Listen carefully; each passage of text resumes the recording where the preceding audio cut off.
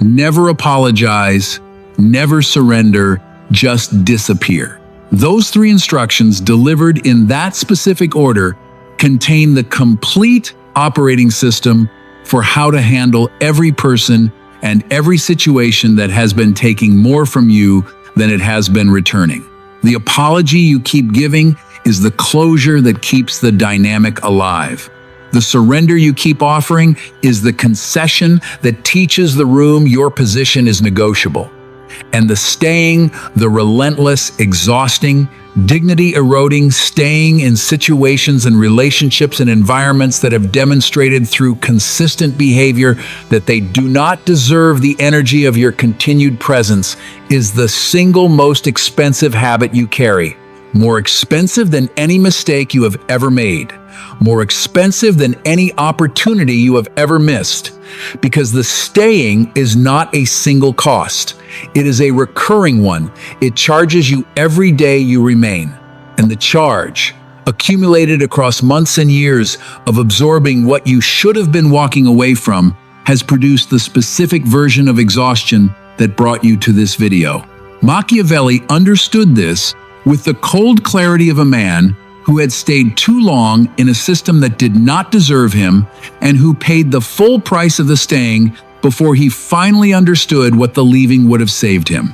He wrote, "I am not interested in preserving the status quo. I want to overthrow it." That sentence was not written from a position of power. It was written from exile, from the farmhouse where he sat after the system he had served for 15 years discarded him without ceremony.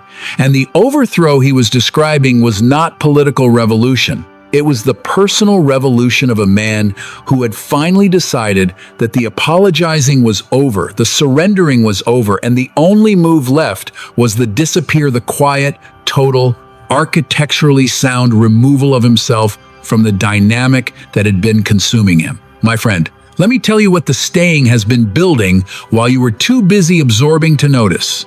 The staying has been building a version of you that you do not recognize when you are honest with yourself. A version that apologizes too quickly, that yields too easily, that shows up to things that do not deserve the showing up. Because the not showing up feels worse than the cost of being there. That version is not who you are. It is who the dynamic has been training you to be. Through every pressured apology that taught you your boundaries are negotiable. Through every one-directional surrender that taught you your position is movable. Through every day of continued presence that taught the room your attendance is guaranteed regardless of how the attendance is treated. The dynamic has been training you. And the training has produced a version of you that serves the dynamic rather than serving yourself. This video is the detraining. This video gives you 7 laws for executing that revolution in your own life. Not theories about the power of silence. Not motivational language about walking away. 7 specific, immediately usable, structurally precise laws for stopping the apology, ending the surrender, and executing the disappear with the kind of cold, composed, irreversible finality that changes how every person who ever took you for granted recalculates your value. Before I start, the last law in this video is the one that makes every other law permanent. Miss it, and the rest fades within a week. Stay to the very end. If you are ready to stop apologizing for who you are, stop surrendering what you have built, and start disappearing from every dynamic that does not deserve the weight of your presence, comment the words "I vanish" on my terms. Like this video because every like puts it in front of someone who is still staying when they should have already been gone. Subscribe and hit the notification bell. And drop your location and the time right now. This community is real, and right now it matters who is here. Law 1. The apology you give becomes the evidence they file. Stop handing the room proof that you were wrong when you were not. Let me tell you what an apology actually does in a contested dynamic, because you need to see the mechanism clearly before you can stop feeding it.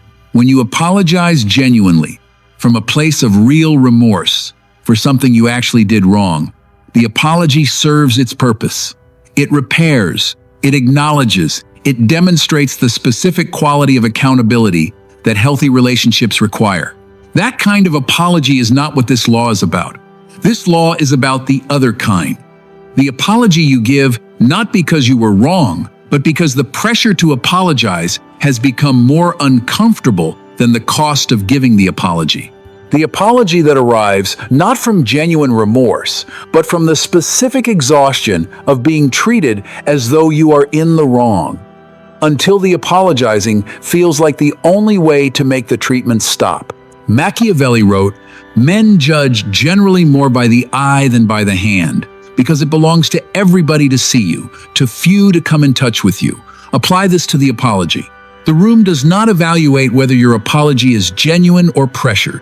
The room sees the apology and files it as an admission that you were wrong, an admission that the other party's grievance was valid, an admission that the next time a similar situation arises can be referenced as precedent for the conclusion that you are the one who should be yielding. Your pressured apology has just written a receipt, and the receipt is now in someone else's file. Most people apologize to end the discomfort. The confrontation is painful. The tension is exhausting. The sustained pressure of being treated as the one in the wrong, even when you know you are not, eventually produces the apology, not because you believe you owe it, but because you are tired of the cost of not giving it. Machiavelli would never apologize under pressure. Here is what he would do instead. He would hold. He would sit inside the discomfort of being unapologized without converting the discomfort into the concession the other person is trying to extract. Because the discomfort is temporary and the precedent is permanent. The discomfort fades the moment the pressure drops. The precedent lives in the file forever. Here is a specific scenario. You set a boundary, a clear, reasonable, entirely appropriate boundary. And the person on the receiving end responded not with acceptance, but with a specific emotional pressure that is designed to make you feel like the boundary itself was the offense. You are made to feel that protecting yourself was an act of aggression, that the limit you set was a form of cruelty, that the reasonable thing to do, the mature thing, the caring thing is to apologize for having drawn the line. And here is what happens when you do. The boundary collapses. Not because it was overruled, because the apology converted the boundary from a defended position into a regretted one. And a regretted boundary is no boundary at all. Machiavelli would tell you, never apologize for protecting yourself. The boundary is not the offense. The pressure to apologize for having it is the offense. And the person who can hold the boundary without the apology is the person whose boundaries eventually stop being tested. Because testing a boundary that produces consequences and no apology is an unprofitable activity. And unprofitable activities get abandoned. Let me give you a specific example that will land this in your bones. You said no to a family commitment because you needed the time for your own work. A genuine, reasonable, entirely justified allocation of your limited time towards something that matters to you. And what followed was not acceptance. It was the specific emotional campaign that is designed to convert your no into a regretted no. The guilt, the silence, the tone that communicates hurt without stating it directly. The implication that your choice to prioritize yourself was a form of selfishness that a caring person would not have made. And the campaign worked. You apologized, not because you were wrong, because the campaign made the cost of not apologizing higher than the cost of apologizing. And the apology once given wrote the receipt that will be referenced the next time you try to prioritize yourself. Remember last time you admitted it was wrong. Machiavelli would say to you, the receipt is the real cost. The discomfort of holding without apologizing lasts hours. The receipt lasts indefinitely. And the receipt pulled from the file the next time you set a boundary is the thing that makes the next boundary harder to hold. Every pressured apology makes every future boundary more expensive. And every future boundary that costs more produces a person who sets fewer of them. That is the cycle. And the cycle ends when the apologizing ends. Comment I stop apologizing for my boundaries if this just named something you have been doing without seeing the cost. Law 2. Surrender disguised as maturity is still surrender. Stop calling your concessions growth when they are compliance dressed in better language. My friend, this is the law that is going to make some people uncomfortable because it challenges something that modern relationship and professional advice has been selling you as wisdom. You have been told that compromise is the mark of a mature person, that flexibility is strength, that the willingness to adjust your position in response to pressure is the behavior of someone who has outgrown the need to be right. And in healthy dynamics between two people who are both adjusting, both compromising, both moving toward a middle ground that serves both parties, that advice is correct. But in dynamics where the adjusting is one-directional, where you are the one who keeps moving while the other person holds their position and watches you come to them, the compromise is not maturity. It is surrender, and calling it maturity does not change what it costs you. Machiavelli observed something about one-directional concessions that applies to your life with devastating accuracy. He wrote that the man who always yields is the man who is always asked to yield more. That is not cynicism. That is the documented behavior of human beings operating inside dynamics where one party has established a pattern of conceding. The concession does not produce gratitude. It does not produce the reciprocal adjustment that you were hoping it would inspire. It produces the expectation that the next concession will also be available. And the expectation, once installed, governs every subsequent interaction. Here is the contrast. Most people surrender their position because holding it feels selfish. They have been taught that the good person is the flexible person and the bad person is the rigid one. Machiavelli would never confuse flexibility with surrender. He would draw a sharp line between the two. Flexibility is the deliberate adjustment of your position in response to genuine new information or genuine mutual movement. Surrender is the abandonment of your position in response to pressure that is designed to make holding feel more expensive than yielding. Flexibility serves both parties. Surrender serves only the party who applied the pressure. Here is your practice. The next time you are about to make a concession in a contested dynamic, ask yourself one question: is the other person also moving? Not in words, in behavior. Is there observable evidence that the adjustment is mutual, that the movement toward the middle is coming from both directions? If the answer is yes, the concession is flexibility and it serves the relationship. If the answer is no, if you are the one moving while the other person is standing still, the concession is surrender. And surrender, called by any other name, costs the same. Machiavelli would say to you directly, the prince who always yields has not preserved peace. He has purchased it at the price of his position. And a position that has been sold for peace is a position that cannot be recovered when the peace turns out to be temporary, because it always does. Here is a Machiavelli proverb that will anchor this law permanently. He observed, "Whoever believes that great advancement and new benefits make men forget old offenses is mistaken." Apply this to your surrenders. The concession you made last month did not earn you the goodwill you were hoping it would produce. The person who received the concession did not file it as evidence of your maturity. They filed it as evidence that your position is movable, and movable positions get moved again and again, until the accumulated movement has carried you so far from where you started that you cannot remember what your original position was. Here is one more thing about this law that I need you to carry with you. The next time someone frames your holding as rigidity, the next time the pressure to yield arrives, dressed in the language of growth and maturity and emotional intelligence, ask yourself, is this person also yielding? Is this person also growing? Is this person also demonstrating the flexibility they are asking me to demonstrate? If the growth is mutual, the yielding is compromise and it serves the relationship. If the growth is one-directional, if you are the one being asked to be mature while the other person maintains their position without adjustment, The maturity is a costume.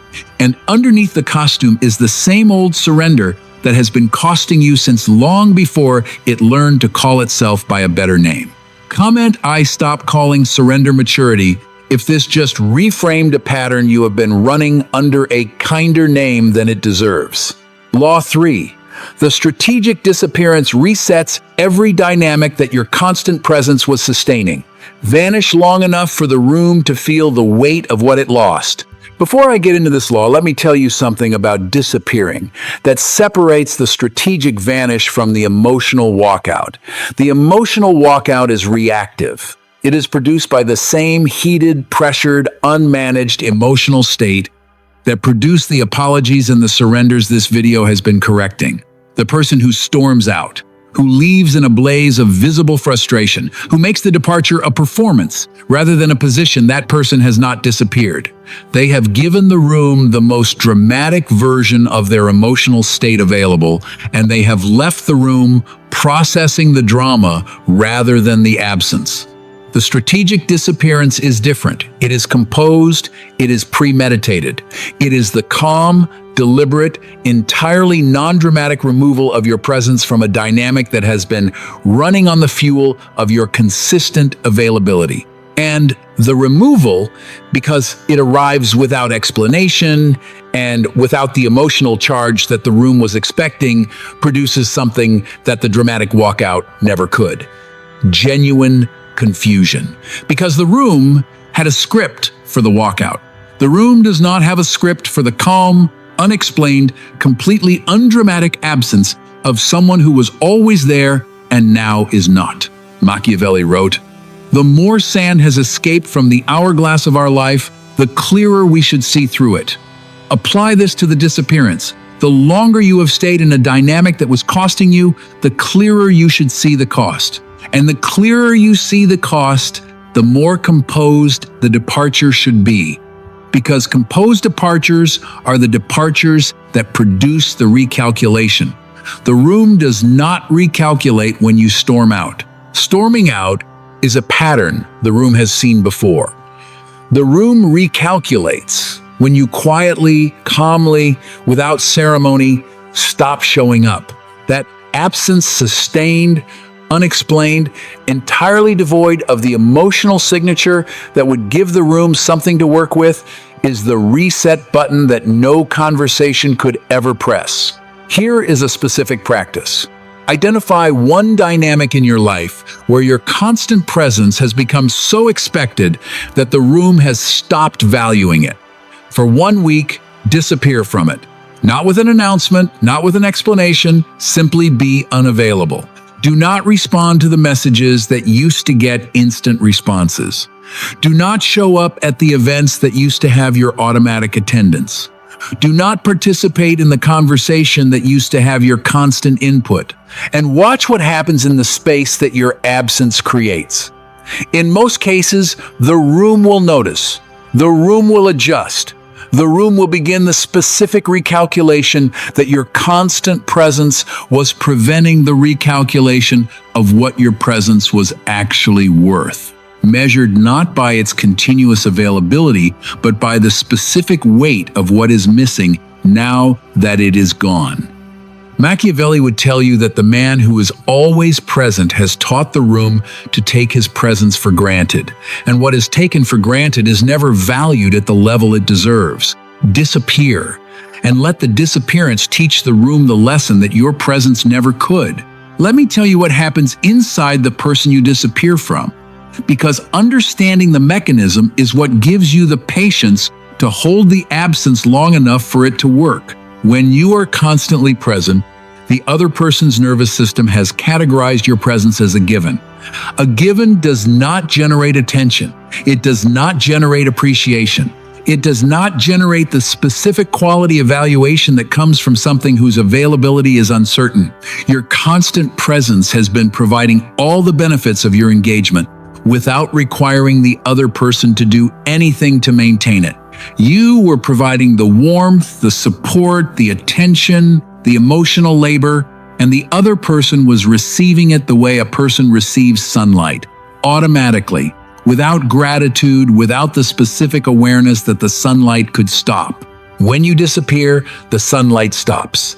And the absence of something that was assumed to be permanent produces a specific psychological response that your presence could never generate: the reassessment.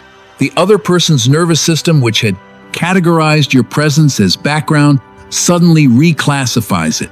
It moves from the category of given to the category of variable. And variables get tracked, variables get valued. Variables generate the specific quality of attention and appreciation that givens never receive. Machiavelli would tell you this: the man who is always available has made himself a commodity, and commodities are priced at the level that their abundance dictates. The man who becomes scarce has made himself a rarity, and rarities are priced at the level that their scarcity commands. Same man, different availability, completely different perceived value. Comment: I let the absence teach what presence could not. If this shifted how you see the value of being strategically unavailable. Law 4. Never apologize for being selective with your energy. The people who are offended by your selectivity are the people who are benefiting from your lack of it. My friend Machiavelli made an observation about generosity that cuts to the heart of this law. He wrote, "There is nothing that wastes itself so quickly as generosity, for as you use it, you lose the means of using it." Replace the word generosity with availability, and the principle is the same. There is nothing that wastes itself so quickly as availability, for as you give it, you lose the means of giving it where it actually matters. Your energy is finite, your time is finite, your emotional bandwidth is finite. And every unit of all three that you give to a person or a dynamic that is not producing a return is a unit that is unavailable for the person or the dynamic that would. Here is what has been happening in your life. You have been distributing your energy indiscriminately, saying yes to every request, showing up for every person, making yourself available for every conversation, every crisis, every demand on your attention, regardless of whether the person or the situation had earned the specific resource they were requesting. And the people who have been benefiting most from that indiscriminate distribution are the people who would give you the least if the roles were reversed. Most people apologize when they start being selective. They feel the guilt of saying no. They feel the pressure of the person whose request was declined.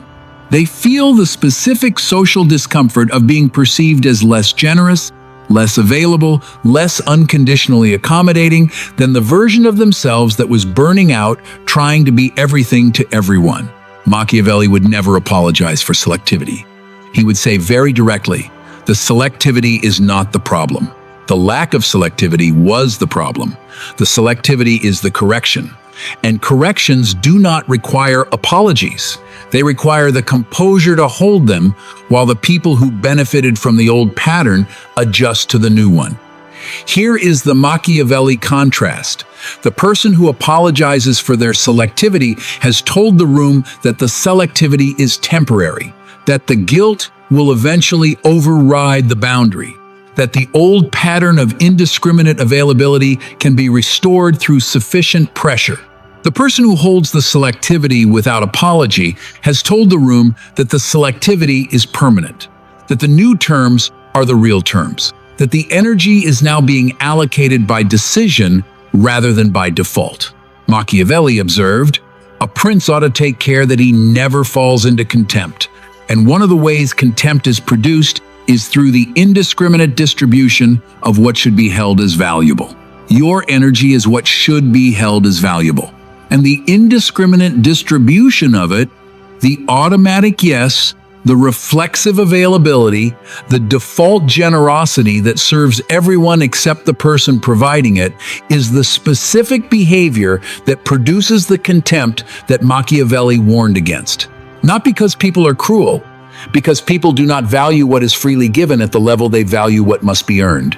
Make your energy something that must be earned, and watch how the earning changes the behavior of every person who used to receive it for free. And the room, once it has accepted the permanence, which it will, because the room always accepts what is held, with enough consistency and composure, adjusts. Not happily, but completely.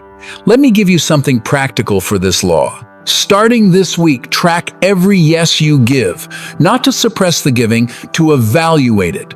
For each yes, ask, did this person earn the specific resource they just received from me through the quality of what they have contributed to this relationship? Or did they receive it because my default is to give indiscriminately and the giving felt easier than the evaluation that selectivity requires? Here is a Machiavelli proverb that will make this evaluation feel less like selfishness and more like the intelligence it actually is. He wrote, "A prudent man should always enter upon the paths beaten by great men and imitate those who have been most excellent." The most excellent people you have ever observed, the ones whose influence is genuine, whose relationships are reciprocal, whose energy seems to sustain itself rather than depleting, are selective. They do not give indiscriminately. They do not say yes to every request. They do not make themselves available for every demand. They evaluate. They choose. They direct their energy toward the things and the people that produce a return rather than the things and the people that consume without returning. That selectivity is not selfishness. It is the specific behavior that produces the sustainability that indiscriminate giving destroys. Machiavelli would never apologize for selectivity because selectivity is not a limitation.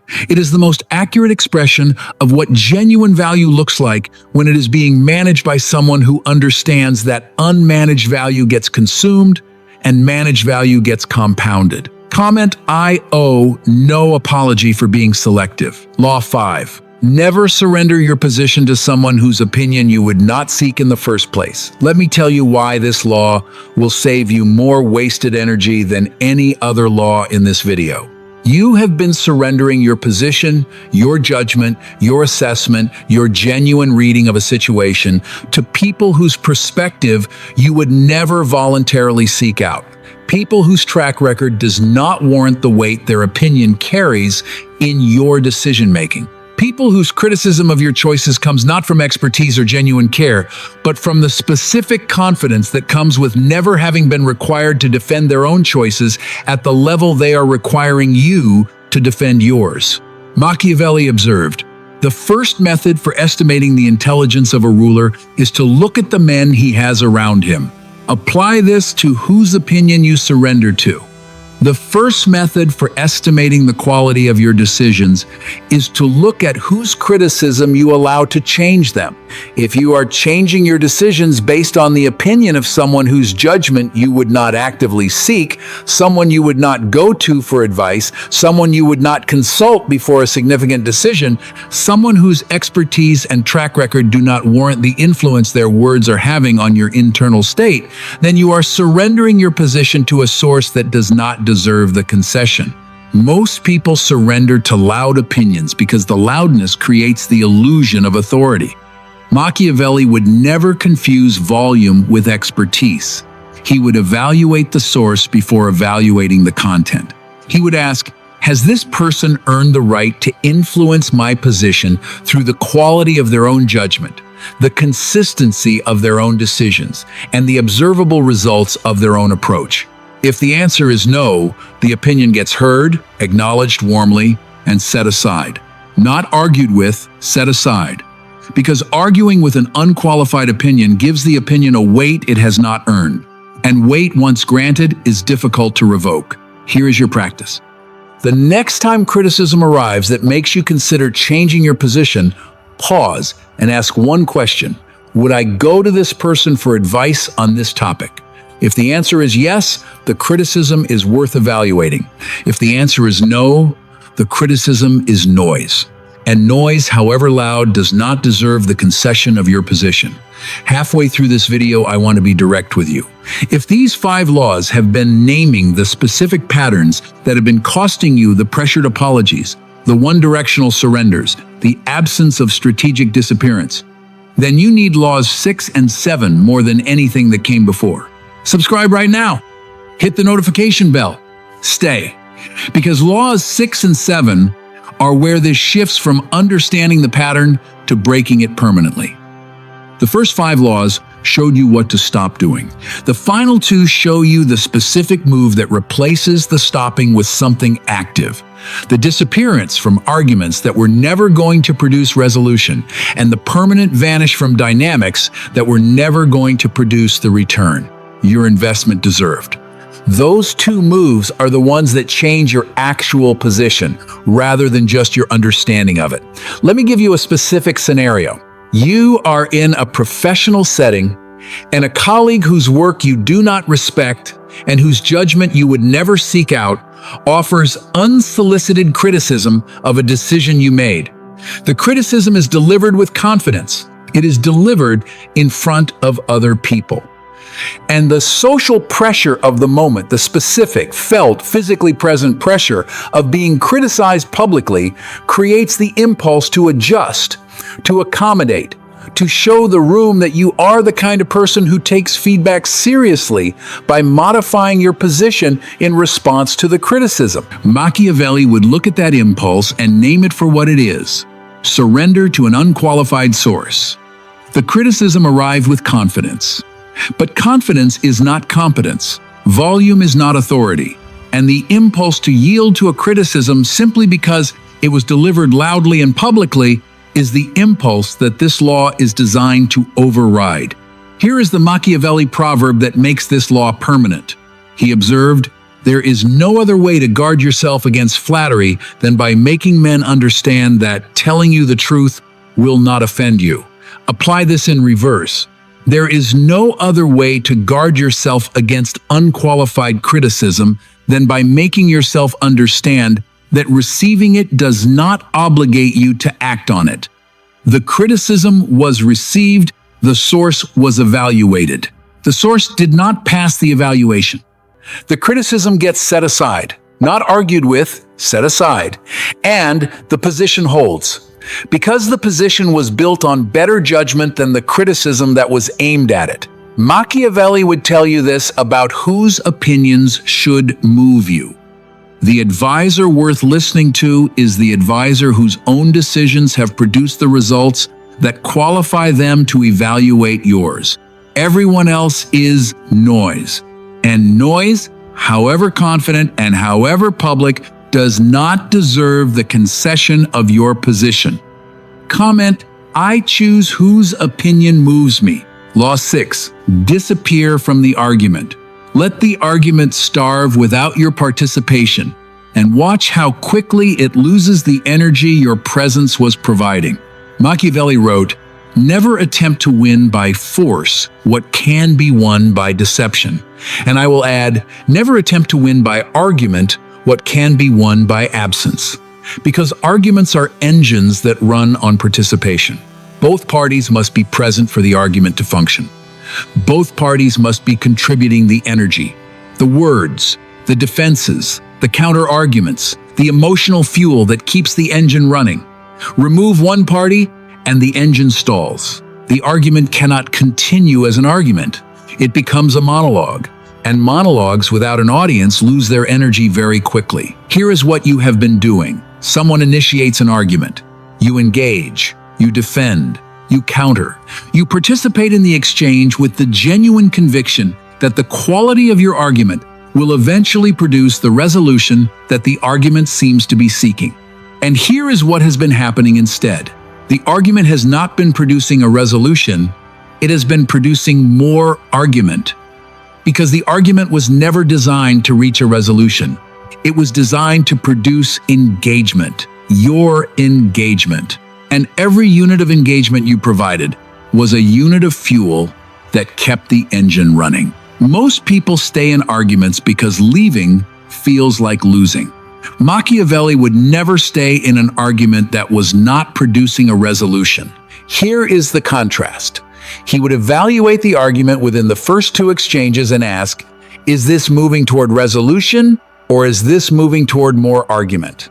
If it is moving toward resolution, if the other person is genuinely listening, genuinely adjusting, genuinely engaging with the content rather than with the conflict, stay and resolve. if it is moving toward more argument. If the pattern is escalation rather than convergence, disappear. Not dramatically, without the announcement that converts the departure into a new argument about the departure. Simply stop participating. Let the last word be the other person's last word. And let the silence that follows do the work that your continued participation could not. Here's what happens when you disappear from the argument. The other person, who is calibrated for your continued participation, finds that the engine has stalled. The energy they were generating, the accusations, the pressure, the emotional output that your presence was absorbing and reflecting has nowhere to go. It dissipates, not immediately, but quickly enough that the argument, which felt so urgent and so necessary when both parties were fueling it, loses its momentum and fades into something the other person has to sit with alone. And sitting alone with the argument without your presence to keep it alive produces something that your best counter-argument could never produce: reflection. Because reflection only happens in the absence of opposition. And you, by disappearing, have given the other person the one thing that your staying was preventing: the silence in which genuine reflection can occur. Let me give you a specific scenario that makes this immediately usable. You are in a recurring disagreement with someone in your personal life. The disagreement has been happening in some form for months, maybe years. The content varies, but the structure is identical. They raise the issue, you defend, they escalate. You counter-escalate. The argument produces heat without light. Nothing resolves. Nothing changes. And the next time the trigger fires, the entire sequence repeats. You have been participating in this loop because the participation felt like engagement, like you were working on the relationship, like the arguing was a form of caring because at least you were both still trying. Machiavelli would look at that loop and say something very direct. He would say, the loop is not trying. The loop is the thing that is preventing the trying. Because genuine trying requires reflection. And reflection requires silence. And silence requires the absence of the argument, as long as the argument is running. As long as both parties are fueling the engine with their continued participation, there is no space for the reflection that genuine change requires. You are both too busy arguing to think about what the arguing is actually about. Disappear from the loop. The next time the trigger fires and the argument begins its familiar opening sequence, do not participate. Not in anger. In the calm, composed recognition that this argument has been running for long enough to have proven that it cannot produce the outcome it was designed to produce. Let the non-participation create the silence, and let the silence create the space for the reflection that your participation was preventing. What the other person does with that space is their responsibility. What you do with it is yours. And what you should do with it is build. Build the clarity that the arguing was consuming. Build the position that the surrendering was eroding. Build the version of yourself that the constant engagement was preventing from emerging. Comment, I disappear from arguments that produce only more argument. Law 7, the permanent vanish. When the dynamic cannot be fixed, the exit is not failure. It is the final and most powerful move available. This is the last law. This is the one that makes every other law permanent. And this is the one that requires the most from you emotionally because it asks you to do the thing that every other law in this video has been building toward. Leave, not temporarily, not as a tactic, permanently, without the speech, without the explanation, without the closure that the other party needs in order to process the departure in a way that their ego can metabolize. Machiavelli wrote something about this that is not dulled in 500 years. He said, where the willingness is great, the difficulties cannot be great.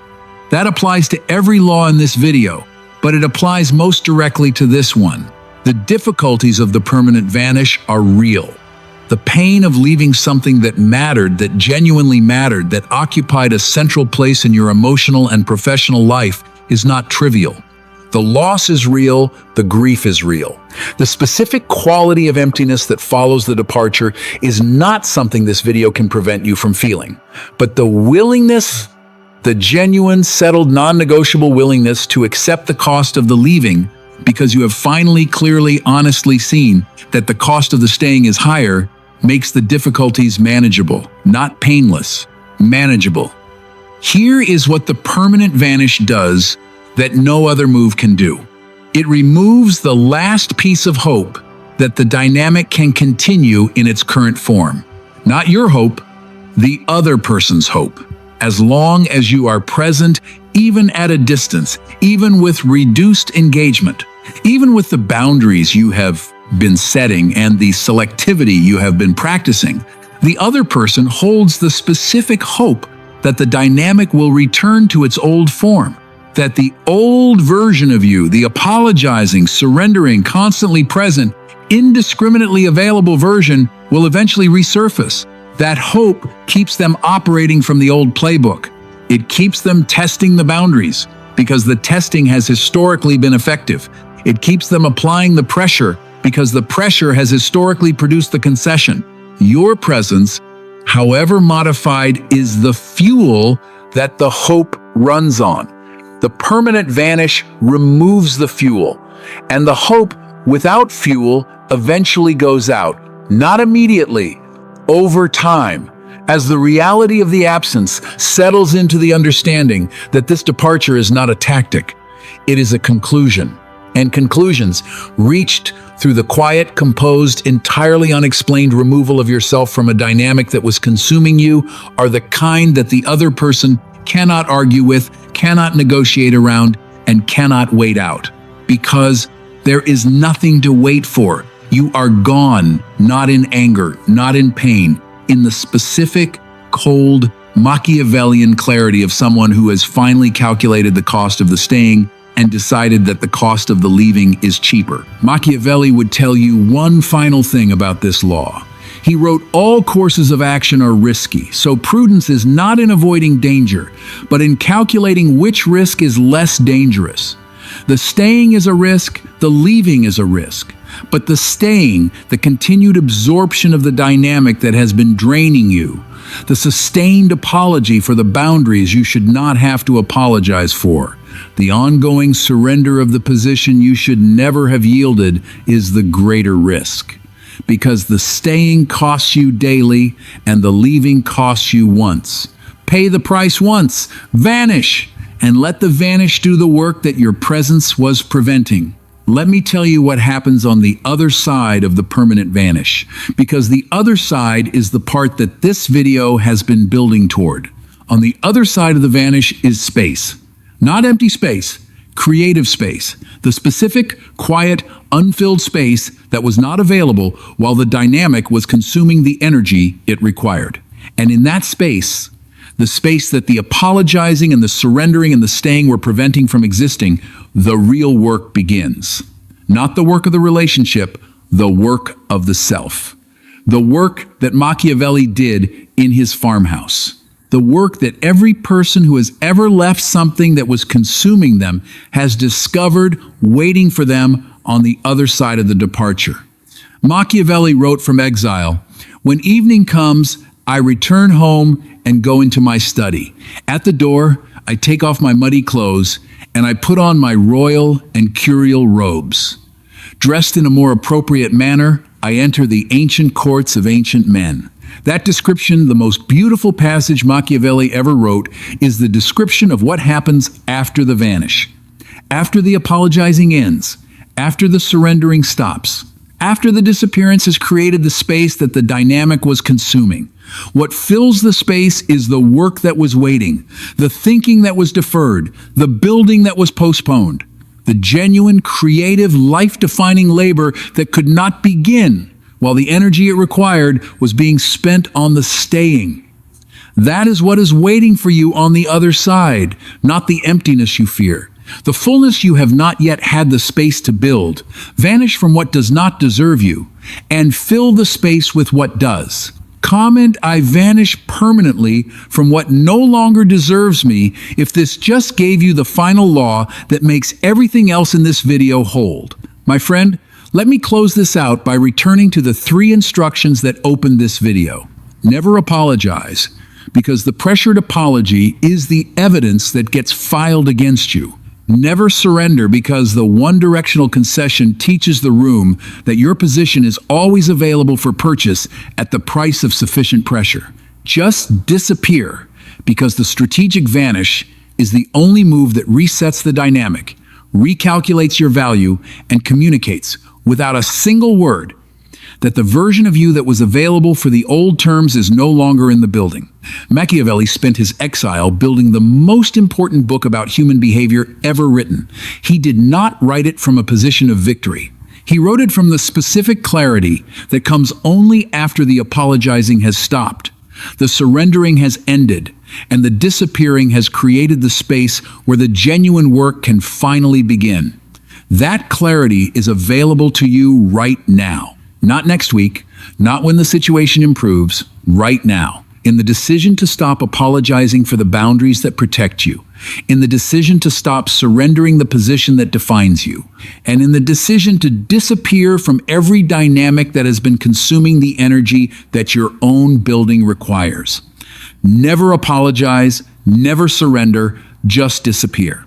And let the disappearing build the version of you that the staying was preventing. Machiavelli wrote one final thing that I need to leave with you. He said, benefits should be conferred gradually so that the flavor of them may last longer. Apply this to your transformation. The change you are building through these 7 laws does not need to happen all at once. It happens gradually. One boundary held without apology, one position maintained without surrender, one strategic disappearance executed without explanation.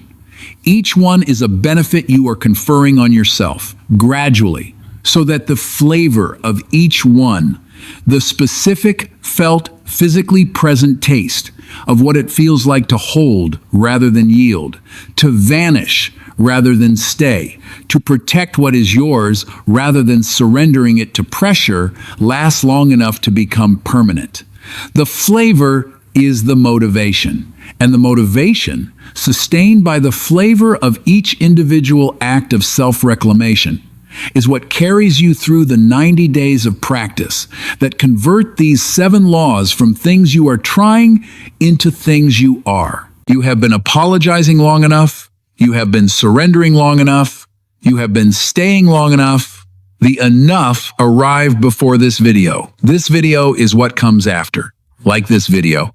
If any of these 7 laws gave you the specific tool you needed to stop apologizing, stop surrendering, and start vanishing from the things that do not deserve the weight of your continued presence. Share it with someone who is still staying when they should have already been gone. They need this more than they know. And subscribe to this channel, because the next video goes directly into the specific daily moments where these laws get tested and how to hold them under the pressure that the old pattern will use to try to pull you back.